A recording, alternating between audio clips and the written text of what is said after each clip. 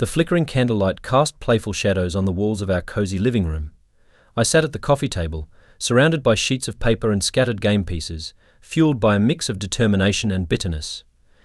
After discovering Emily's affair, I felt a desperate need to confront the truth, to expose the betrayal that had torn our lives apart, and what better way to do that than through a game? Life Choices was born out of my anguish and desire for clarity. The premise was simple: players would draw cards that posed moral dilemmas and personal questions, forcing them to reveal secrets and face the consequences of their choices. My intention was to create an experience that would lead to an honest discussion about trust, loyalty, and betrayal. I envisioned a fun night with friends, unaware that I was crafting a stage for a confrontation that would unravel the facade Emily had maintained for so long. The night of the game arrived. I had invited a small group of close friends, hoping they would help set the tone and keep things light-hearted. As they filed into our home, I plastered on a smile, masking the storm of emotions brewing within me. Emily arrived shortly after, her cheerful demeanor a stark contrast to the turmoil I felt. "Hey, ready for a fun night?" she exclaimed, her enthusiasm infectious. "Absolutely," I replied, though my heart was heavy with the weight of my plan. Once everyone settled in, I explained the rules. The goal of the game is to navigate through life's choices, and along the way, we'll share stories and secrets. It should be fun, right? I added with a hint of sarcasm, knowing the discomfort that lay ahead. The first few rounds went smoothly.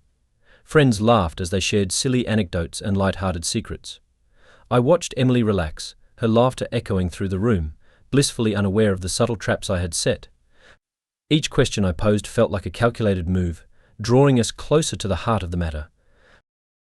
"Okay, who's ready for a more intense round?" I announced, grinning mischievously. The laughter died down, and I felt the anticipation in the air. I shuffled the cards and drew one. "What's a choice you made that you regret?" As the question rolled off my tongue, I turned my gaze toward Emily. "I think we all have choices that haunt us," I said, letting my words linger. Emily shifted in her seat, her expression wavering. "Well, I guess I regret not pursuing my dream of being a photographer. I let life get in the way," she answered, evading the deeper implications of the question. "Interesting," I replied, not letting her off the hook just yet. "But what about choices that hurt others? Anything you regret in that regard?" A moment of silence hung heavy in the air as the gravity of my question sunk in. The other players looked at each other, their expressions shifting from playful to contemplative. Emily's face paled, and I could see her grappling with the unspoken tension in the room. "I mean, we all make mistakes," she said cautiously, her voice barely above a whisper. "True," I pressed, "but some mistakes have bigger consequences than others, don't they?" I smirked slightly, sensing the tension escalating. One of our friends, Sarah, jumped in, attempting to lighten the mood. "Come on, we're all friends here. Let's not get too serious." But I was undeterred. I picked another card, and this time it read, "Share a secret that could change how people see you." "Emily, you're up," I said, locking eyes with her. "What do you have to share?" Her face turned crimson as the other guests turned their attention to her, awaiting her response. I don't really have any secrets," she stammered, a nervous laugh escaping her lips. "Really?" I challenged, a wicked grin spreading across my face. "You're telling us you've never done anything that might change our perception of you? What about that time you forgot our anniversary?" "Michael, that's not fair," she protested, clearly uncomfortable. "I'm just saying, we all have things that could change how we're viewed," I replied, my tone feigning innocence. Emily's eyes darted around the room, and I could sense her growing unease. I was leading her into a trap, and the others could feel it too. Another friend, Tom, spoke up. "Hey, let's remember the spirit of the game here. We're supposed to be having fun." "Oh, we are," I exclaimed, taking another card from the stack. "But what's life without a little honesty, right?" I shot a glance at Emily, who was now fidgeting in her chair, her mask slipping. The tension thickened as I picked the next card, which read, "What's a betrayal you've experienced?" "Now this could get interesting," I mused, leaning back in my chair. "I think I know someone who has a good story here." Emily's expression darkened, and she stared daggers at me. "Michael, don't do this," she said, her voice trembling.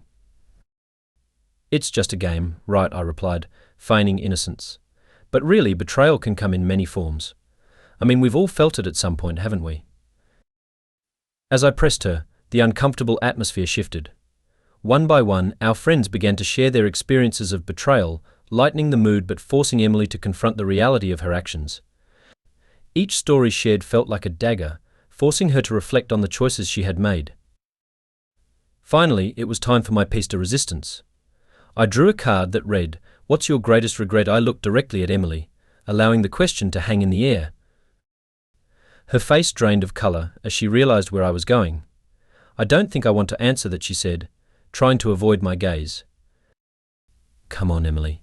It's only fair," I pressed, my voice low but firm. "What's your greatest regret?"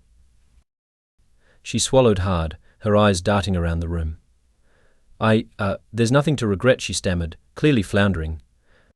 "Really," I leaned in closer, "not even betraying your husband." The room fell silent, the weight of my words crashing down like a tidal wave. Gasps echoed through the group, and Emily's eyes widened in horror as the reality of the situation settled over her. I didn't mean to hurt you," she blurted out, desperation clawing at her voice. "It was a mistake. I thought we were working on things." "But were we?" I challenged, my heart racing. "Was your infidelity part of working on things? Because it seems like you were doing just fine betraying the man who loved you." The tension in the room was suffocating, and I could see our friends shifting uncomfortably in their seats, unsure of how to react. "I didn't want to hurt you," she cried, tears spilling down her cheeks. It was a moment of weakness. "A moment of weakness?" "Emily, that's not an excuse," I fired back, feeling the anger rise within me.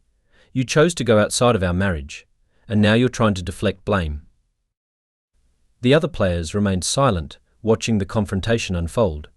The realization of what was happening began to sink in, and the air became thick with disbelief. "Emily, I wanted you to face the truth tonight," I said, my voice steady but filled with pain. "I thought a game would help you realize what you've done and how it's affected everyone around us." As the weight of my words hung in the air, I turned my gaze to our friends, who were now witnessing the raw vulnerability of the situation. We all deserve honesty in our relationships. That's what this game was meant to teach us. Tears streamed down Emily's face as she sat in silence, her facade finally crumbling. The room was heavy with emotion, and I felt a strange sense of relief wash over me. The confrontation had laid bare the truth, and for the first time I felt a sense of control over the chaos that had consumed my life. In that moment, I realized that this game, which had begun as a way to expose Emily's betrayal, had turned into a catalyst for healing. It forced both of us to confront the consequences of our actions, and as difficult as it was, I knew it was a necessary step toward closure. As our friends rallied around Emily, offering support and understanding, I stepped back to collect my thoughts.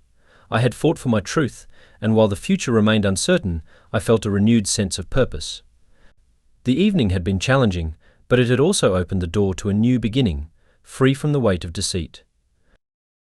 As the night came to a close, I knew that the journey ahead would be difficult.